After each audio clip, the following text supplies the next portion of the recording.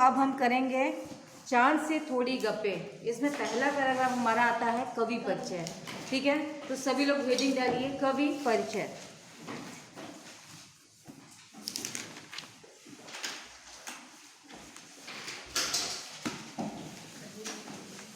ठीक है, कवि परिचय डालने के बाद जैसा कि हम जानते हैं कि हमारे जो लेखक हैं शमशेर बहादुर सिंह, जो हमारे इस कविता के लेखक हैं या इस कविता के रचयिता। ठीक है, अब उनके बारे में हमें जानना है, तो आइए उसको लिखते हैं।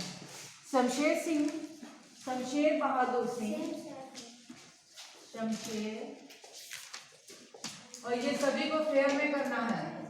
ठीक है, शमशेर बहादुर सिंह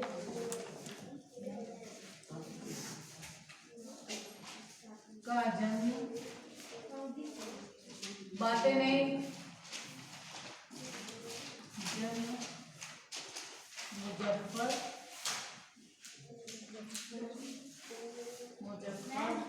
हाँ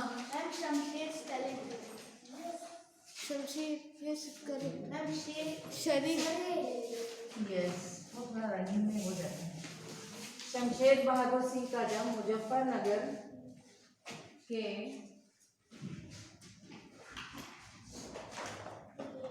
यहाँ पे मैं कर रहे हैं क्योंकि ये इनके जन्म का मैं आगे बताऊंगी आपको। ठीक है, मुजफ्फरनगर में तथा शिक्षा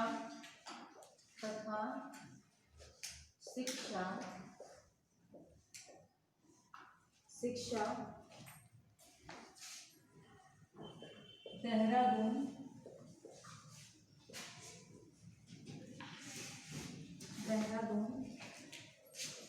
और प्रयाग में हुई।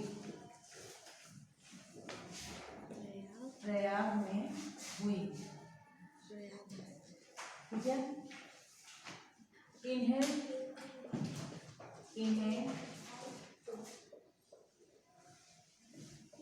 लेखों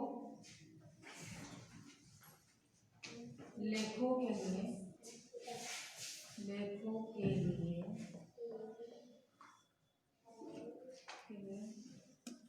साहित्य अकादमी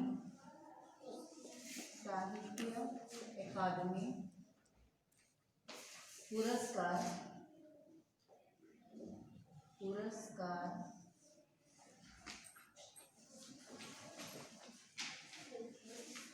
अकादमी पुरस्कार के बाद आप यहाँ पे कॉमा कर लेंगे। ठीक है, क्योंकि एक साहित्यिक पुरस्कार और एक कबीर पुरस्कार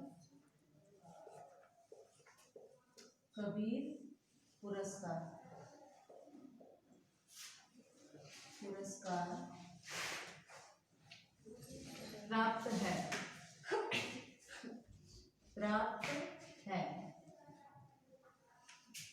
ठीक, इनका जन्म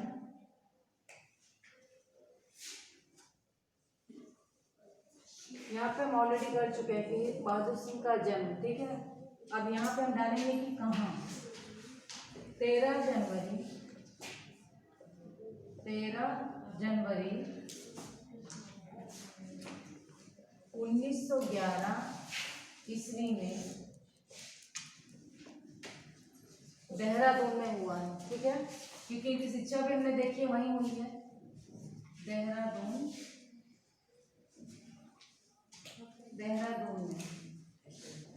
वह इनकी मृत्यु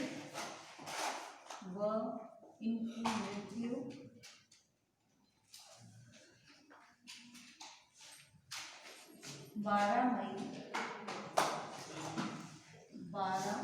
मई 1993 अहमदाबाद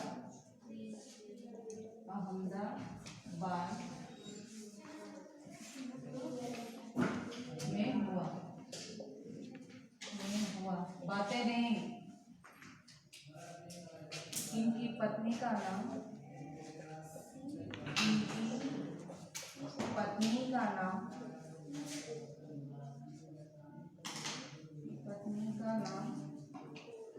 श्रीमती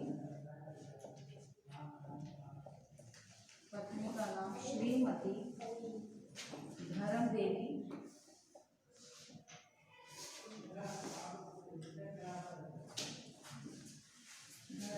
देवी थी। बातें नहीं, इनकी कर्मभूमि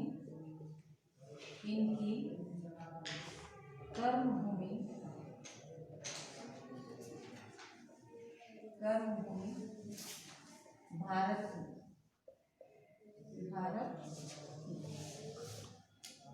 ठीक है। अब ये आपका हो गया है जीवनी। अब जीवनी में एक बार मैं एक्सप्लेन कर दे रही हूँ कि जिससे आप उस चीज़ को समझ पाओ कि क्या किया आप लोगों ने। जैसे कवि परिचय है कि शमशेर बहादुर सिंह का जन्म मुजफ्फरनगर में तथा शिक्षा देहरादून और प्रयाग में हुई। इन लेखकों के लिए साहित्य अकादमी पुरस्कार, कबीर पुरस्कार प्राप्त है। ठीक है। 13 जनवरी 1911 ईस्वी में देहरादून में व इनकी मृत्यु 12 मई 1993 में अहमदाबाद में हुआ। इनकी पत्नी का नाम श्रीमती धर्म देवी था। देहरादून में उनका जन्म हुआ था। देहरादून में एक्चुअली यहाँ पे 2 चीजें दिखाने का रीजन ही वही है, वो भी मैं बता रही हूँ। श्रीमती धर्म देवी था, इनकी कर्मभूमि भारत थी। अब यहाँ पर जो मुजफ्फरनगर मैंने डाला है, इनके जन्म में 2 जगह का संशय माना जा रहा है। तो वहाँ मुजफ्फरपुर भी आता है और वहाँ देहरादून भी आता है, क्योंकि हमने देखा कि देहरादून में ही इनकी शिक्षा हुई है। देहरादून के अंदर प्रयाग है। हाँ, ये उसी में है। तो वहाँ पर हाँ देहरादून में ही प्रयाग है। तो इस नाते से वो आपके मेंशन में मिला हुआ है, जैसे हम जहाँ से करते हैं तो उस हिसाब से उसमें दिया गया है। अब इसमें देहरादून में उनकी शिक्षा हुई है, लगभग जहाँ पे जिसका जन्म होता है हमने शिक्षा वहीं देखी है। तो इस नाते से इनका जन्म मैं मानती हूँ कि देहरादून है, लेकिन हमें दिया गया है 2 जगह का स्थान है, इसलिए मैंने दोनों स्थानों का यहाँ पे नाम डाला हुआ है। ठीक है। फिर सन के हिसाब से उनका जन्म देख लीजिए कि 13 जनवरी 1911 में हुआ है और उनकी मृत्यु हुई है 12 मई 1993 में। और कहाँ पर हुआ तो स्थान का नाम है अहमदाबाद। ठीक है। तो इसको सभी लोग कर लीजिए। इसके बाद फिर हम शब्दार्थ करते हैं। अब शब्दार्थ की हेडिंग यहाँ डाल रहे हैं।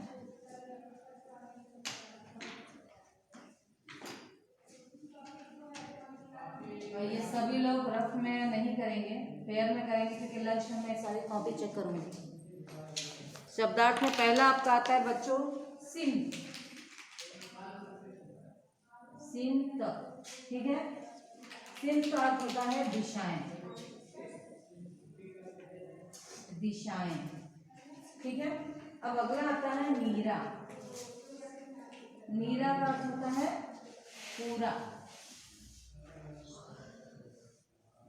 सभी को दिखाई दे रहा है। दम का अर्थ होता है सांस। दम का अर्थ होता है सांस। ठीक है। फिर यहाँ पे आप इसके नीचे से कंटिन्यू करोगे, मुझे यहाँ जरा आपको दिखाई दे सकता है। यहाँ पर मरज। मरज का अर्थ होता है बीमारी।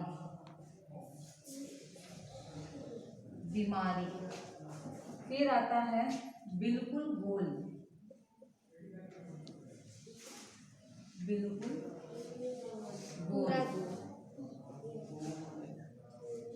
बातें नहीं, पूरी तरह गोलाकार।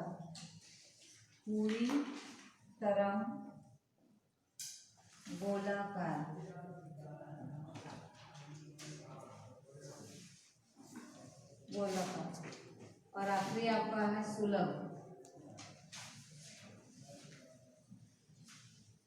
यानी आसानी से प्राप्त किया जाने वाला। आसानी से प्राप्त, खाली आप इतना डालिए, आसानी से प्राप्त।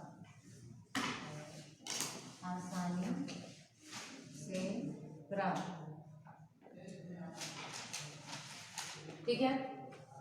तो शब्द अर्थ आपके बच्चों इतने ही हैं। ठीक है। पहला है सिम यानी दिशाएं होता है। नीरा का अर्थ होता है पूरा। दम का अर्थ होता है सांस लेना। ठीक है। मरज का अर्थ होता है बीमारी। बिल्कुल गोल यानी कि पूरी तरह गोलाकार। और अंतिम है सुलभ। सुलभ यानी आसानी से प्राप्त हुआ या प्राप्त किया या फिर आसानी से प्राप्त, ये तीनों ही चीजें एक हैं। ठीक है, जो हमें आसानी से मिल जाए, हमें ज्यादा दिक्कत नहीं करनी पड़े, उसी को हम कहते हैं सुलभ। तो ये आपका शब्दार्थ है। ऊपर का सभी बच्चों का हो गया, इसको अच्छे से कीजिए। अब इसमें आपका और क्वेश्चन है जो मैं एक्सप्लेन कर दे रहा हूँ, तब तक आप लोग इसको लिखते रहिए। कि पहला है, चांद से गप्पे कौन लड़ा रहा था? एक 10-11 साल की लड़की। सिर्फ नहीं, आपको सिर्फ लड़की डालना है। उसमें और भी ऑप्शन अगर आते हैं तो आप क्या करोगे? है तो एक लड़की कर रही है ना इन चीजों को। फिर होता है क्वेश्चन नंबर 2, चांद ने क्या पहना है? पूरा आकाश में सारा आकाश वस्त्र की भांति जो तारों से जड़ी थे वो चांद ने पहना है। आप इस तरह से उसको लिखेंगे।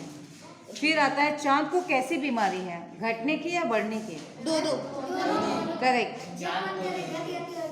हाँ, ये करेक्ट है, क्योंकि हमने अभी आपने देखा है ना, ड्रॉ किया है, चित्र बनाया है, तो उसमें पूरा चांद एक जैसा है क्या?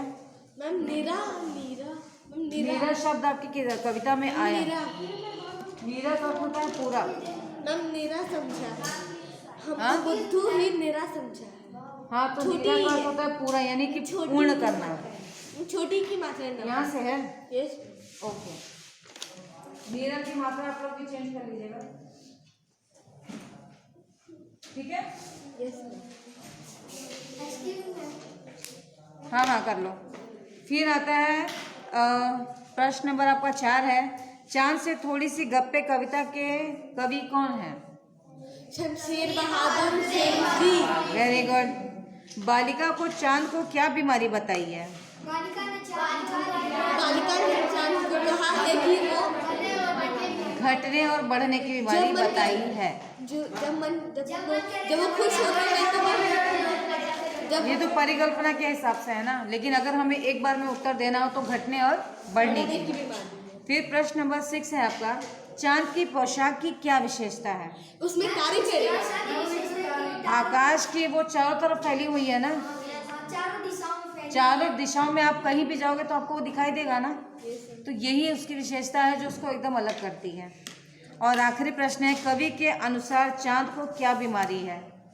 कवि के अनुसार चांद, ये तो हो गया। और कवि के अनुसार चांद को क्या बीमारी है? गुस्सा होने की। नहीं, चांद को तिरछे रहने की। जैसे हमने चांद का आकार पूरा नहीं देखा है कभी, पूरे में तो अभी इस वक्त हम देख रहे हैं, रोज पूर्णिमा चल रही थी तो उसमें हमने देखा, लेकिन चांद कभी भी तिरछा, कभी ऐसा, मतलब वो सीधा नहीं होता, कभी उसका आयताकार तो गोल ही होता है, लेकिन वो हमेशा टेढ़े मेढ़े में होता है। ठीक, तो ये आपका एक्सरसाइज बच्चों कंप्लीट हो गया है, जिसमें शॉर्ट क्वेश्चन आंसर, आपकी किताब के क्वेश्चन आंसर, शब्दार्थ और कवि परिचय, वो मैंने आपको ऑलरेडी यहाँ पे करवा दिया है। ठीक है, थैंक यू।